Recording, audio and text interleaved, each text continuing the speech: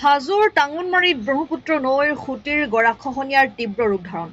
কুম্ভকৰ্ণ নিদ্ৰাত জলসম্পদ বিভাগ খহনীয়াত কেইবাটাও পৰিয়ালৰ ঘৰ মাটি জাহ গ'ল। বিগত কেইবাদিন ৰাজ্যত নেৰানেপেৰা বৰষুণৰ ফলত নৈ উপনৈসমূহৰ জলপৃষ্ঠ বাঢ়ি অহাৰ লগে লগে ব্ৰহ্মপুত্ৰ নৈ জলস্তৰ বাঢ়িব লৈছে। সমান্তৰালভাৱে হাজোৰ টাঙোনমাৰীত নৈ খুঁটিৰ গৰাখহনীয়াই আতংকৰ সৃষ্টি কৰিছে নৈপৰীয়া ৰাইজক, যাৰ ফলত অঞ্চলবাসী ৰাইজ যথেষ্ট শংকিত হোৱাৰ উপৰি বহু পৰিয়াল গৃহহীন হৈ পৰিছে।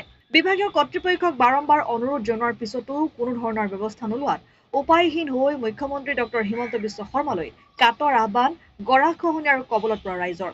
ইতিমধ্যে বহু পৰিয়াল নিজৰ ঘৰখন ভাঙি ছিঙি দিশহাৰা হৈ পৰিছে। আনহাতে বিদ্যুৎ সংযোগ বিস্তৰ ক্ষতিসাধন হোৱাৰ উপৰি বিজুলী সংযোগ বিচ্ছিন্ন হৈ পৰিছে এইসকল গৰাখহনীয়া ৰাইজৰ মাজত।